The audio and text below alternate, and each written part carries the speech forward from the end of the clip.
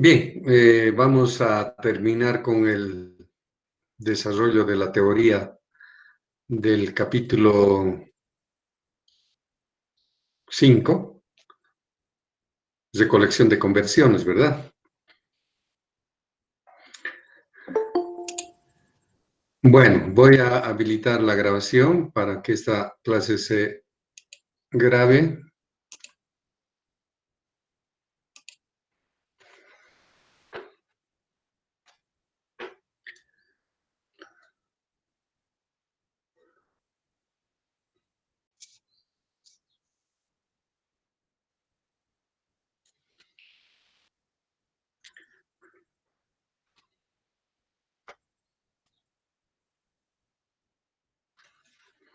Está demorando un poco.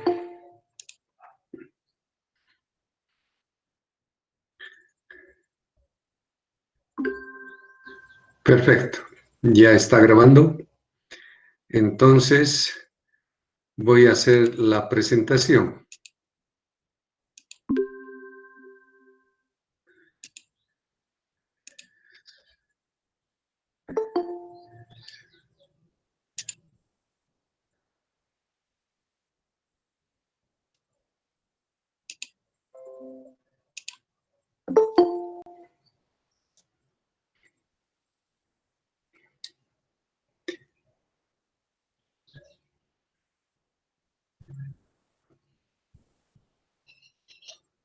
Bien, este es el capítulo que hemos estado revisando en la clase anterior, la recolección de conversión.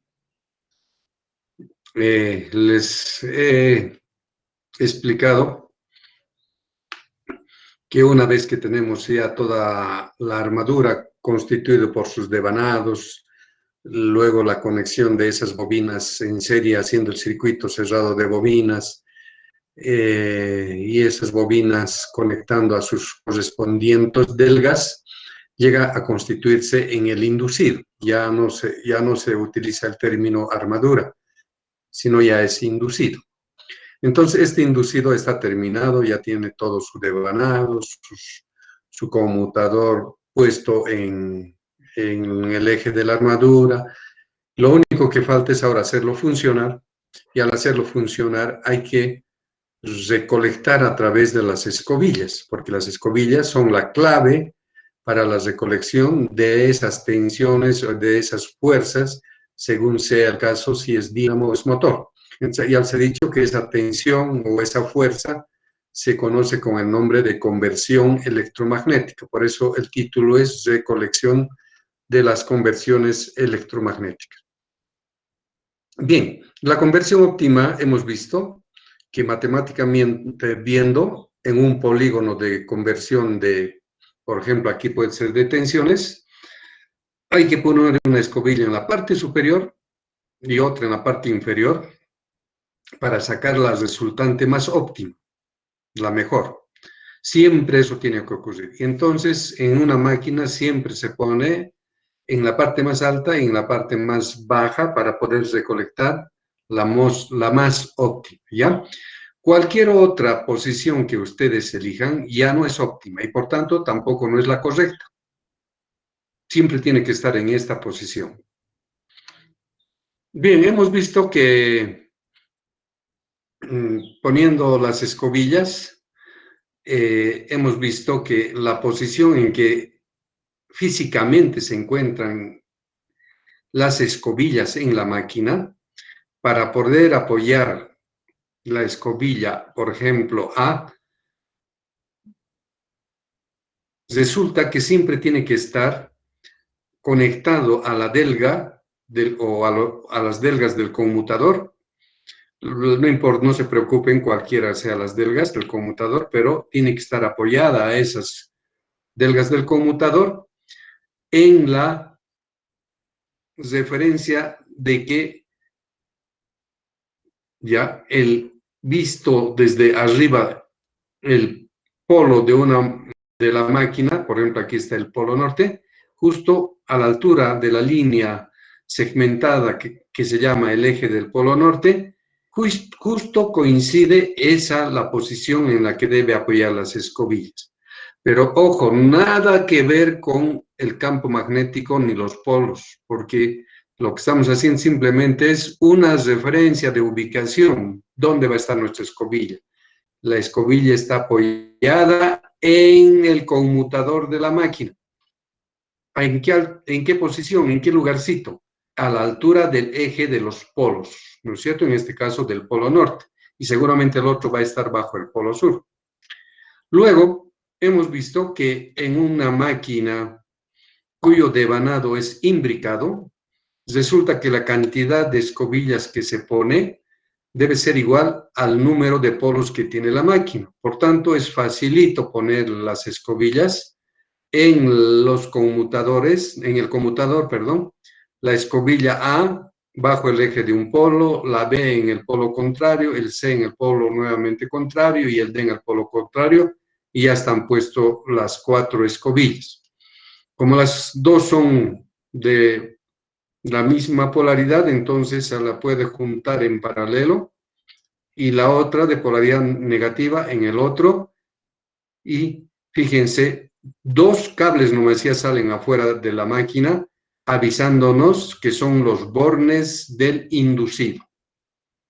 Si en ese lugar yo mido con un voltímetro, estoy midiendo la tensión en bornes del inducido. Fíjense, eso es importante que comprendan. La tensión eléctrica medida con el voltímetro en bornes del inducido es U sub I, ¿ya? Porque hay otra definición que va con la letra E sub I, que justamente es la tensión inducida. Luego aquí tenemos otro ejemplo de una máquina cuyo devanado es ondulado. El devanado ondulado siempre genera simplemente un solo polígono. Por lo tanto, necesita solamente una escobilla arriba y otra escobilla abajo. Eso significa 2 escobillas. Entonces, en la máquina, ¿dónde hay que poner? Hay que poner en el eje del polo, a la misma altura, pero siempre apoyando al conmutador, ¿no es cierto? Una escobilla, y la otra en el eje del otro polo opuesto que sea vecino, su vecino. No hay que saltar.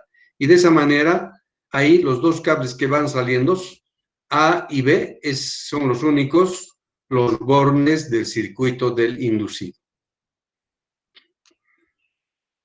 Bien, la tensión del inducido es la tensión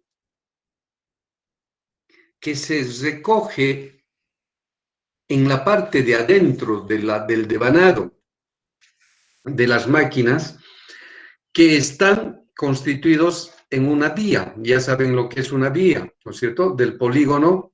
Un polígono tiene 2 vías, uno por la izquierda y el otro por la derecha. Entonces, cuando nosotros medimos, queremos encontrar la tensión interna inducida en las bobinas que corresponden a una vía, esa es la tensión del inducido. Y la hemos llamado con la letra mayúscula E sub I, ¿ya? Del inducido. Como les dije hace rato, no tienen que confundir con la tensión en bornes del inducido U sub I, que es otra cosa. Bueno, aquí hemos hecho toda la deducción, les expliqué. Y lo más importante que la fórmula sale esto. Fíjense, olvidándonos ahora de los polígonos, porque ya no es necesario, todo ya ha sido deducido de esos polígonos, encontramos que la tensión entre las escobillas A y B generado por las bobinas que corresponden a esa vía, ya que se llama tensión de inducido, había sido siempre igual a pares de polos, o sea, depende de los pares de polos, depende del número de lados activos que tienen las bobinas, depende de la velocidad de la turbina, N, y depende del flujo que existe en el polo de cualquiera, polo norte, polo sur, de uno nada más. Y dividido entre pares de vías, recuerden que A es pares de vías, también se contabiliza en términos de pares, ¿no es cierto? Por ejemplo, un polígono tiene una vía por la izquierda, otra vía por la derecha, son 2. Eso equivale a A igual a 1. Pero puede haber más polígonos en una máquina. Por lo tanto, A puede ser mucho más que 1. Y 60. El 60 es la conversión que hemos hecho para llevar de minutos a segundos nada más. O al revés, por estar en el denominador, de segundos a minutos. ¿Ya? Y de esa manera, esta es la fórmula. Como ven, estas primeras partes donde está pares de polos NI a 60 ya está definido cuando la máquina está construida. Normalmente se llaman las constantes constructivas. Y lo que está, los dos hitos a la derecha, que es la velocidad de la turbina y el flujo del polo, se las conoce ya como las variables, ¿ya?, de la tensión, porque fíjense, si yo le aumento más velocidad a la turbina, puedo obtener más tensión. O del mismo modo, si yo genero más flujo en los polos de la máquina, genero más tensión, eso me está diciendo, ¿verdad? Entonces, estos son los parámetros operativos, porque yo puedo operarlos todavía, ¿no es cierto?, en la máquina. En cambio, los de la izquierda ya son parámetros constructivos fijos, ¿no?, que pueden estar representados por un valor ya determinado, ¿sí? Bien, vamos a ver ahora las fuerzas ya también. En el caso del motor, ¿no es cierto?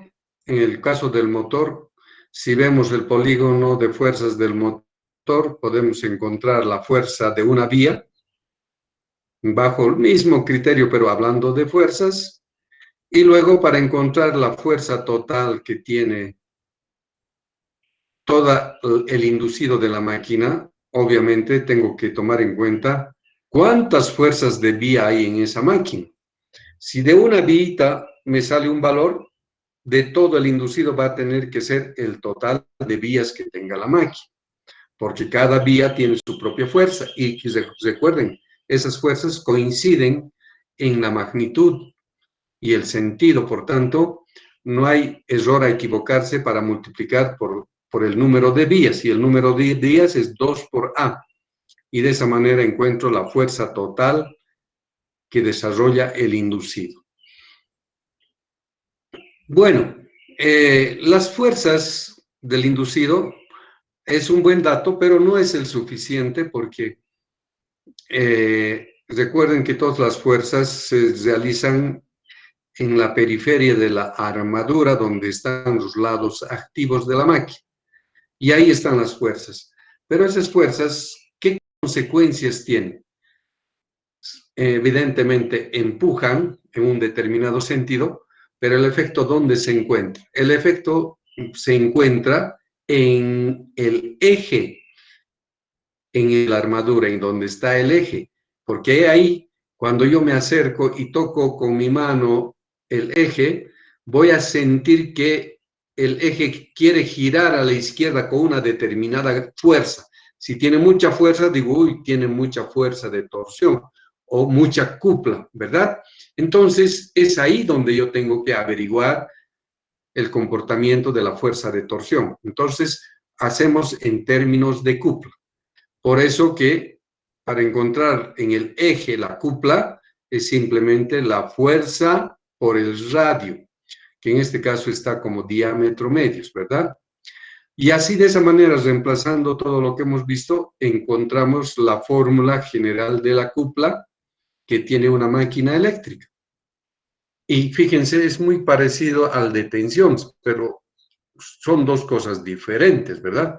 La cupla se mide en newton metro, ¿no es cierto? Entonces, fíjense, tiene pares de polos, depende de sus pares de polos, depende del número de lados activos que tiene todo el inducido, depende de la corriente que hay en el inducido y la corriente, y el flujo que hay en uno de los polos de la máquina.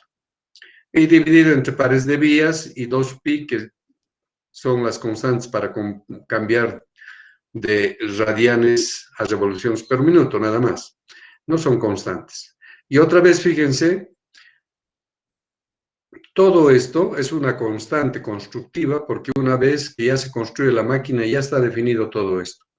Y lo único que sí podemos operar es la corriente del inducido.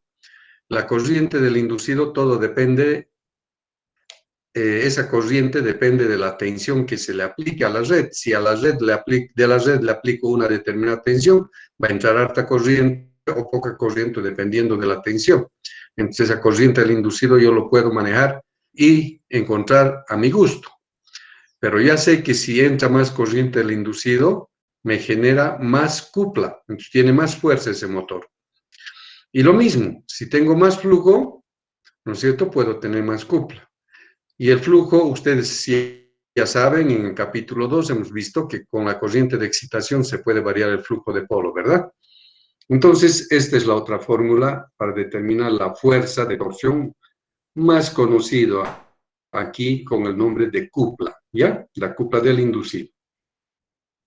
Bien, después hemos visto el circuito equivalente que va a tener la parte del inducido de la máquina y hemos llegado a que el circuito prácticamente se reduce a estito nada más. El circuito siempre va a estar constituido por una fuente de tensión continua, que es la tensión del inducido que acabamos de estudiar, y la resistencia equivalente de todo el inducido que se llama RI. Y están en serie, como ven. Y aquí, entre A y B, que es los bornes del inducido, donde hemos dicho que podemos medir con un voltímetro y medimos la tensión U sub I. Fíjense, hay que diferenciar U sub I de E sub I. E sub I es la tensión interna de las bobinas de la armadura, ¿no es cierto? En cambio, U sub I simplemente es una lectura, ¿no es cierto?, con un voltímetro entre los bornes A y B del inducido. Su modo de aplicación dice que cuando funciona la máquina como dínamo, la relación de tensiones es que la tensión inducida, E sub I, menos la tensión en bornes es igual siempre a la caída de tensión de la corriente por la resistencia. En el caso del motor es al revés, U sub I va por delante y E sub I después, y es igual a la caída de tensión de la misma manera. Luego, queremos saber toda la potencia que desarrolla esta máquina en la parte del inducido nada más, y en el inducido de esta máquina se puede saber su potencia multiplicando la tensión que se ha generado por la corriente del inducido, y esa es la potencia en vatios. Pero haciendo operaciones hemos visto que esa potencia electromagnética del inducido también se puede calcular haciendo la operación de cupla del inducido por la velocidad angular. De modo que la potencia electromagnética es la misma para ambos. Uno expresado en términos eléctricos y el otro en valores mecánicos. ¿No es cierto? Pero se trata de lo mismo. O sea, ya les he dicho, si ustedes quieren obtener esta potencia eléctrica, necesitan desarrollar esta potencia mecánica, o al revés. Si ustedes quieren esta potencia mecánica, ustedes tienen que desarrollar esta potencia eléctrica en el inducido. ¿Ya? Eso es todo. ¿No? Es todo lo que lo he resumido en este capítulo. Tal vez tienen alguna pregunta de la teoría para que les aclare.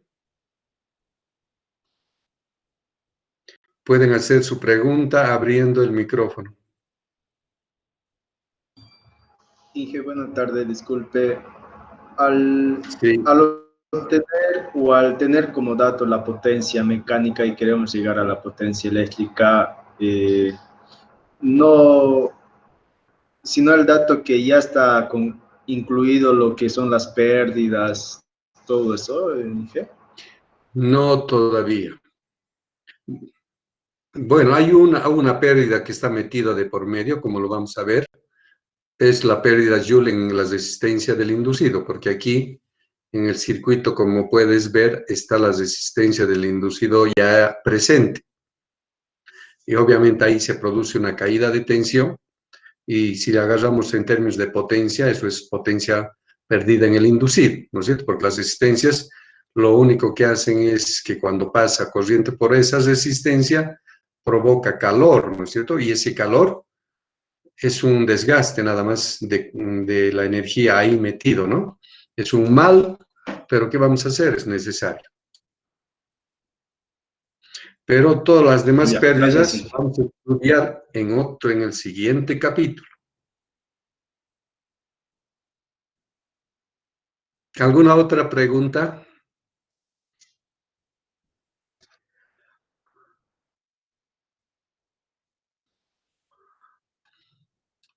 Bien, veamos entonces algunos problemitas de aplicación para que ustedes puedan comprender.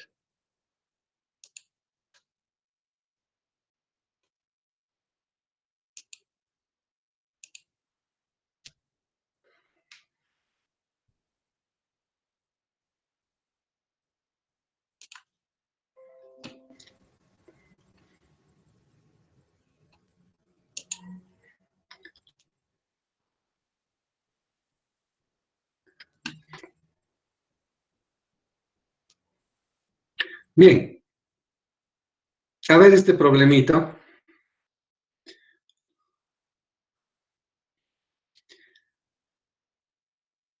Dice que el inducido de un motor paralelo de 10 HPs, ya en su inducido, dice que la resistencia del inducido es de 0.5 ohmios y la resistencia de excitación que tiene este motor paralelo es 120 ohmios.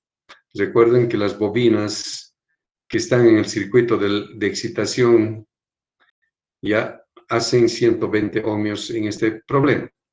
Bueno, pero dice además en el inducido, fíjense, solamente concentrándonos en el inducido de la máquina, ni siquiera en el circuito de excitación, solamente en el inducido nomás, en el circuito del inducido.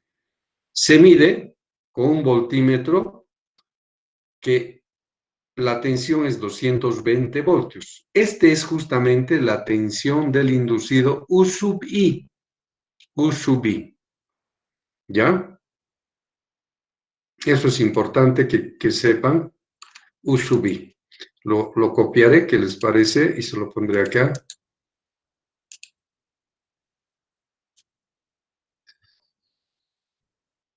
¿Ya?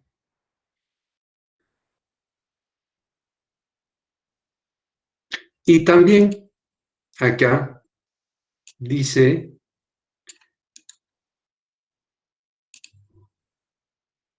que en el inducido hay una corriente del inducido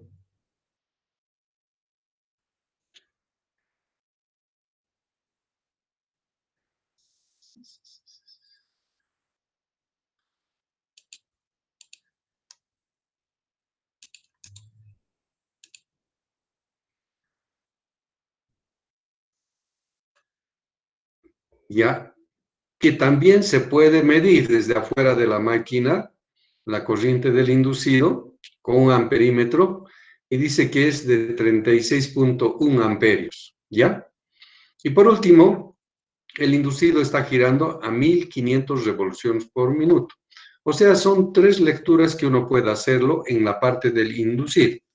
En realidad, cuando medimos la velocidad, estamos midiendo la velocidad ya del motor, porque en ese momento está girando a 1500 en el eje, ¿no? Entonces, con un tacómetro podemos medir esa velocidad. Bien, eso son la información que nos da. Y la pregunta es, ¿cuánto es la cupla motora que está desarrollando este motor? ¿Ya? ¿Cuánto de cupla, cuánto de fuerza en ese estado? Bueno, si ustedes se fijan en el circuito del inducido, cuando el motor está funcionando, ya les he dicho, la ecuación de tensión del motor siempre está dado por ya U sub I menos E sub I, igual a la corriente I sub I R1. De esa ecuación yo he despejado E sub I, que es la tensión inducida que se está produciendo en el motor. Recuerden que el motor está desarrollando una velocidad debido a que sus corrientes que han entrado a las bobinas generan fuerzas y empieza a girar vueltas, a dar vueltas a 1500 revoluciones. En esa situación, el mismo motor genera también tensión eléctrica. Esa tensión eléctrica se conoce como la tensión de la inducida contraria. Por eso aquí dice, desarrolla la contratensión. Bueno, E sub I sigue siendo la misma fórmula, pero sin embargo, cuando está funcionando en el motor, se conoce como la contratensión. E sub I es la contratensión. Para encontrar esa contratensión, tengo que averiguar cuánto de tensión ya se está alimentando el inducido. Y para eso me han dado que el voltímetro de la tensión del inducido, U sub I, y le tengo que quitar la caída de tensión, el corriente del inducido por la resistencia del inducido. Entonces, reemplazo eso. 220 voltios, ya, es la tensión que hay conectado al inducido. Y la corriente que pasa hacia el circuito del inducido está entrando, es 36.1, y atraviesa por la resistencia del inducido, que ya está calculado, y es 0.5 ohmios, ¿verdad? De todo eso nos sale que la contratensión del inducido es de 201.95 voltios.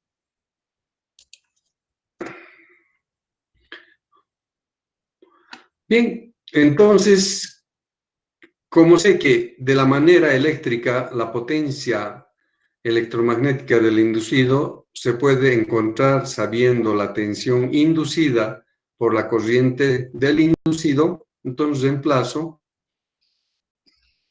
y me sale que la potencia que está desarrollando el inducido del motor es de 7290.39 vatios. Esa es la potencia que está desarrollando el inducido. ¿Ya? Pero solamente estamos viendo la del inducido. Ya les he dicho que hoy hay otras potencias que las vamos a encontrar. Solamente nos interesa del inducido porque este es el capítulo que estamos estudiando sobre el inducido. Bien, sabiendo la otra fórmula de potencia electromagnética mecánica del inducido, que es P sub I, es cupla del inducido multiplicado por la velocidad angular, entonces puedo aprovechar para encontrar la cupla, ¿no es cierto? Dividiendo la potencia electromagnética sobre la velocidad angular. Como la potencia electromagnética es la misma, entonces reemplazo 7290.39 y la velocidad angular las reemplazo como 2pi n sobre 60.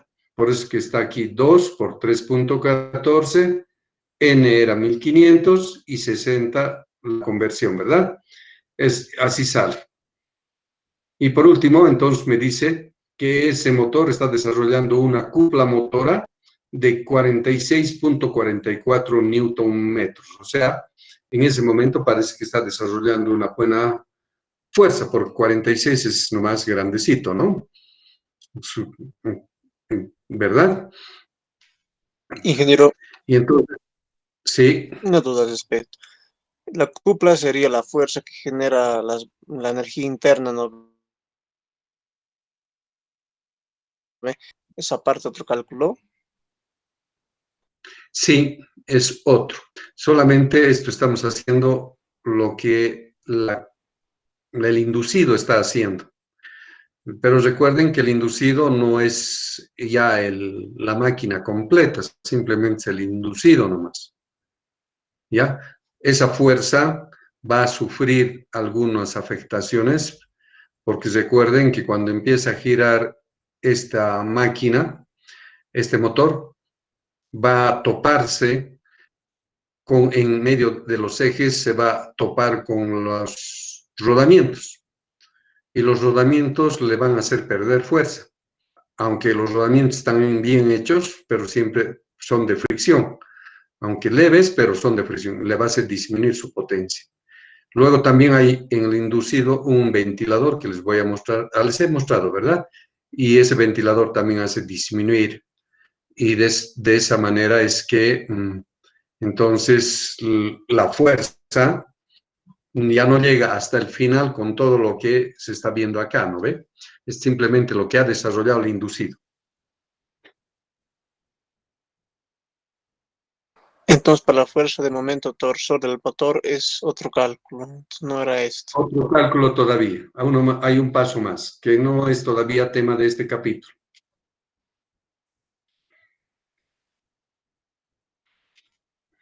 Otra pregunta.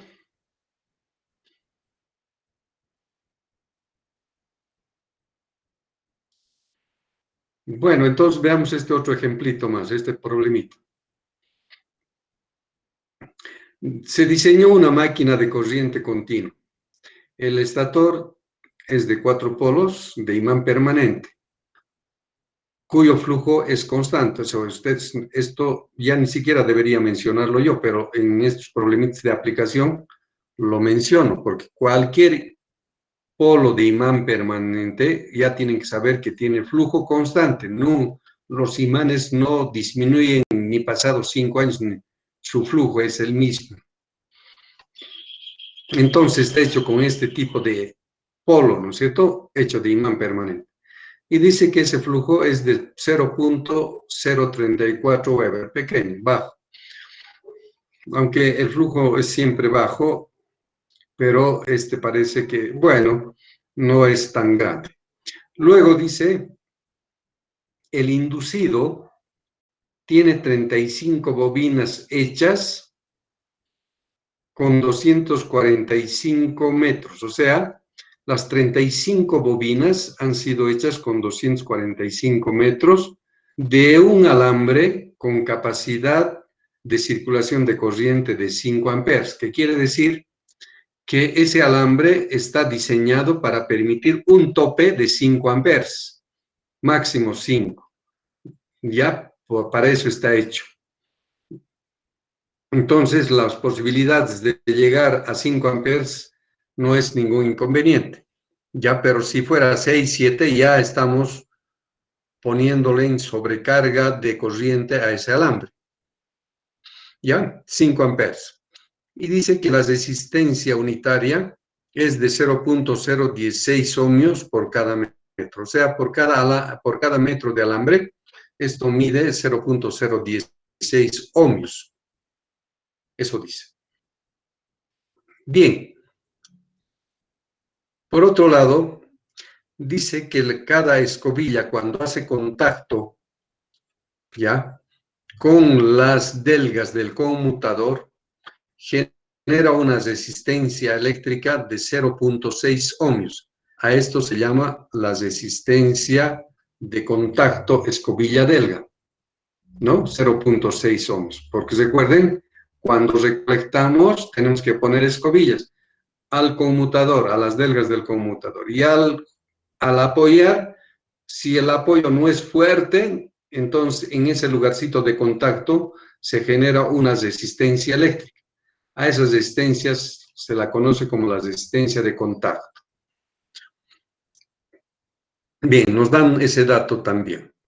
Luego dice, si hacemos funcionar como dínamo a 3000 revoluciones por minuto, seguramente la turbina está haciendo girar a 3000 revoluciones, la pregunta es, ¿qué potencia desarrollará su capacidad en bornes?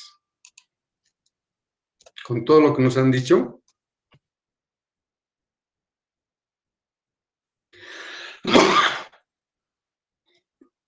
quieren saber la potencia que va a desarrollar.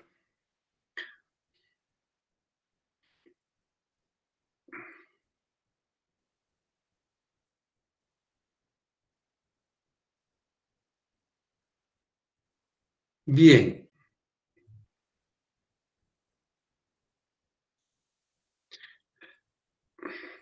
Fíjense, esta potencia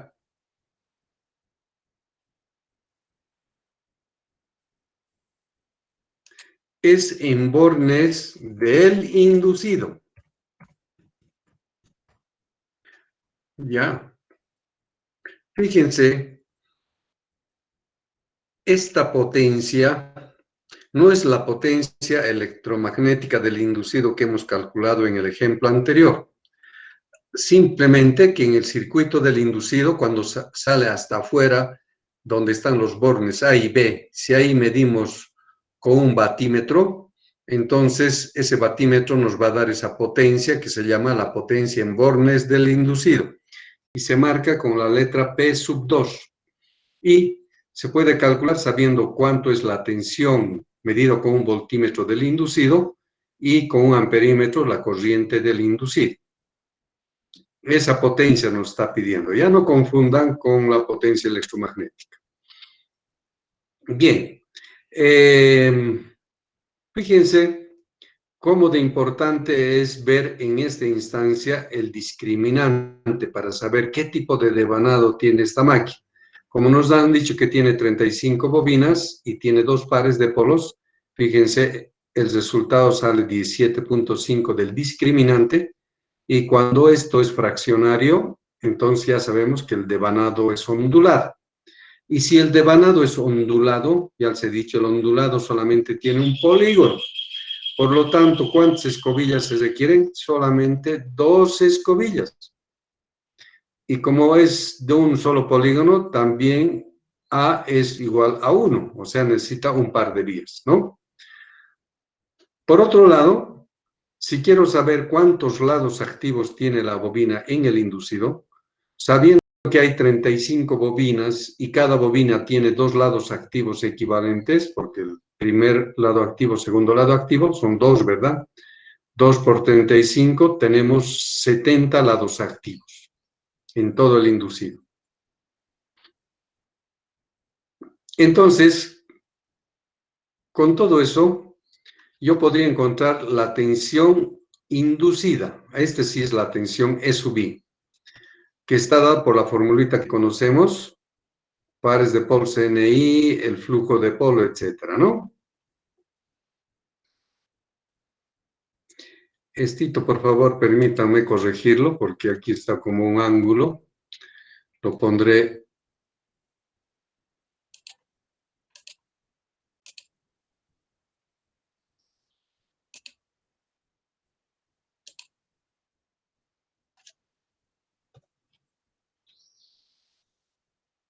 Ya, ahora está mejor, ¿no? La fórmula. Flujo de polo.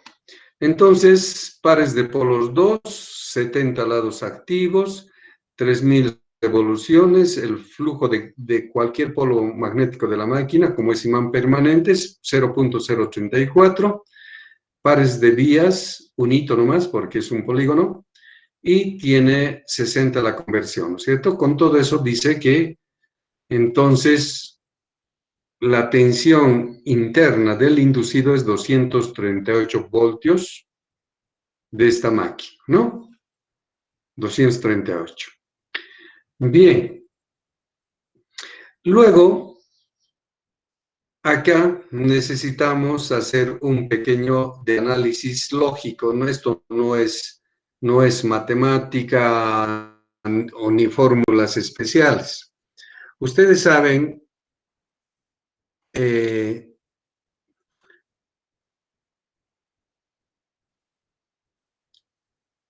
si yo tengo 0.016 ohmios por metro, ¿no es cierto?, de ese conductor que voy a utilizar en el inducido, ¿cuántos ohmios será todito el largo cuando tome 245 metros, que es todo, ¿no es cierto?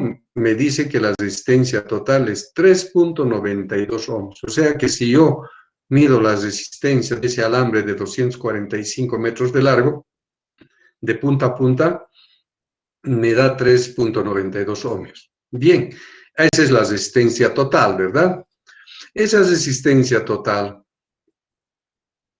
si yo quiero dividir por cada vía, porque en cada vía están utilizados todo este alambre, ¿verdad? En partes iguales, entonces tengo que dividir entre el número de vías que tiene mi máquina, que sería entre 2A. En esta máquina, el A ya se ha dicho es 1, de modo que queda 3.92 entre 2, y entonces la resistencia de una sola vía es de 1.96 ohmios. ¿Ya? Por otro lado, la corriente del inducido en mi máquina siempre es 2A, que es el total de vías, por la corriente de vía, ¿verdad? Y entonces, recuerden que acá, ya lo pondré mejor para que ustedes vean la operación.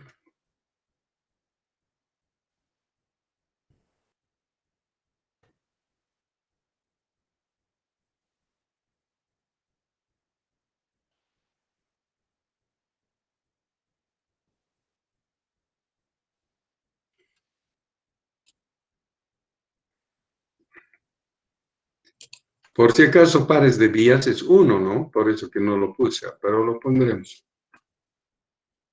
Entonces, la corriente de todo el inducido es 2 veces los pares de vías. En esta máquina hemos visto que solamente hay un par de vías. Y la corriente de vía, dice. La corriente de vía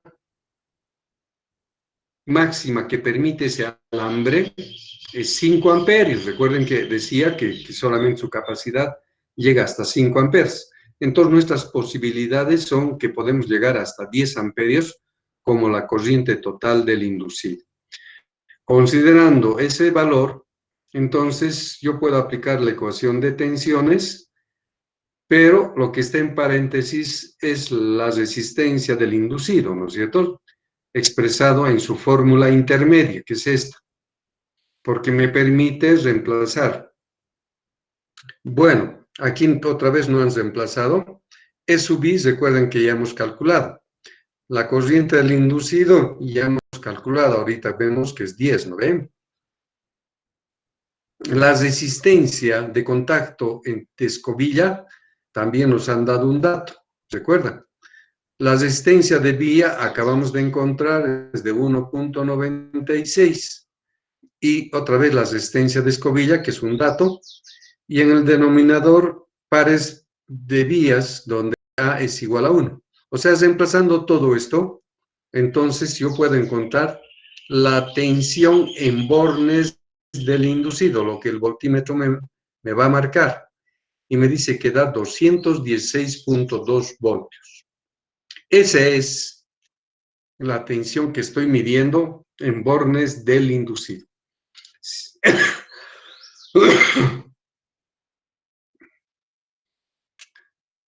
Bien, si le multiplico la tensión por la corriente, sería la tensión que acabamos de encontrar, 216.2, y 10 amperes es la corriente total del inducido, entonces me saco la potencia en bornes del inducido.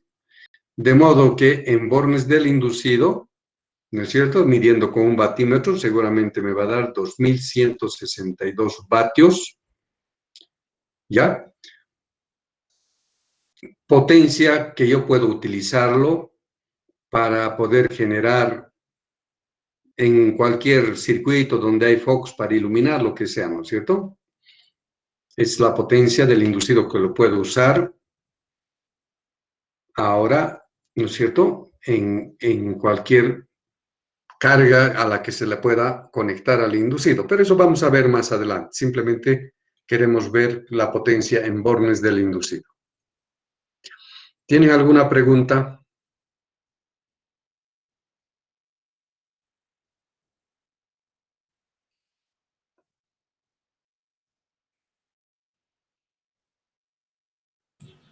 Inge, una preguntita. No le entendí bien por qué usó el valor de 0.016, por favor. Ya. Aquí entre los datos del enunciado del problema, dice que el inducido tiene 35 bobinas ya hechas en el inducido. Y para esos 35 bobinas se ha gastado 245 metros de longitud de alambre, 245 de largo. Y dice que ese alambre es de un grosor tal que su capacidad de corriente máxima es de 5 amperes. Y además también nos sigue hablando del alambre, dice que la resistencia por cada metro que tiene ese alambre es 0.016 ohms. Sí, ¿No? muchas gracias. Sí, Ya. me di cuenta, gracias.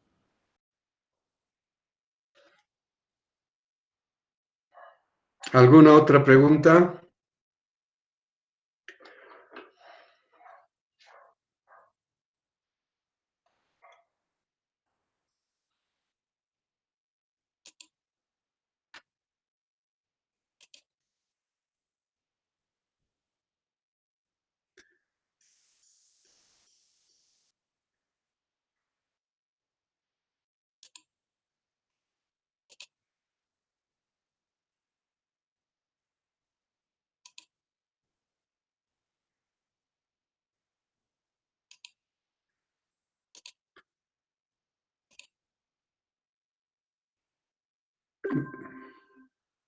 Bien, yo creo que con esos problemitas más de aplicación están hablando bien claramente cómo poderla utilizar en este capítulo, ¿verdad? Ustedes pueden seguir haciendo sus ejercicios utilizando los problemas que tenemos en el texto, ¿no? Son como 10 preguntas, yo creo, que pueden aprovechar. Y de esa manera ver que están resolviendo de manera correcta. Así que entonces daremos por concluido este capítulo y asimismo también daremos por concluido la clase de hoy día porque no conviene empezar, queda muy poco tiempo. La próxima clase vamos a reiniciar un próximo capítulo.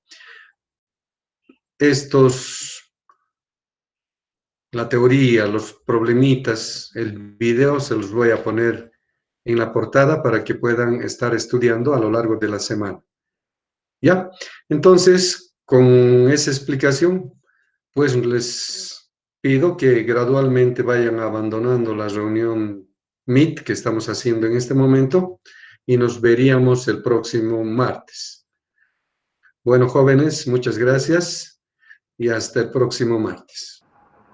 Gracias, hasta luego, Inge. Chao, chao. Chao, Martín, Marcos. Hasta luego, Inge. Inge, una Chao. preguntita. Inge, una Dime. preguntita. Nos dijo en la anterior clase que iba a subir respuestas para comparar en qué hemos hecho mal o qué respuestas deberían ser las buenas del examen y no sé si es que lo va a subir, Inge, por favor. Ya lo he subido. Está en la portada, en el tablón. Donde has dado examen, ahí donde he escrito, ahí están las respuestas correctas.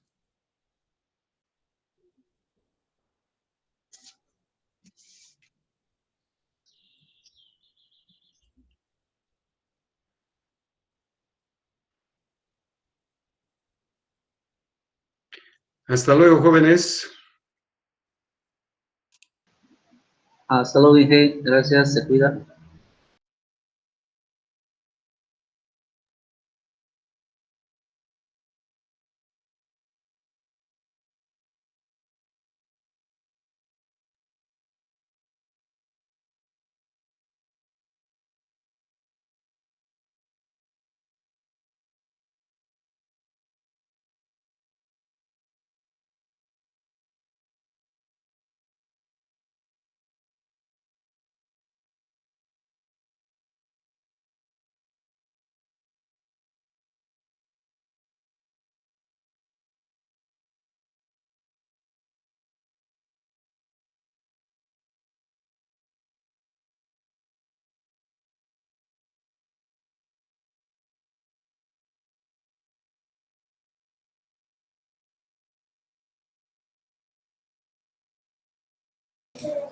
Chicos, ¿alguien puede ver las respuestas? Si alguien puede pasarme, por favor.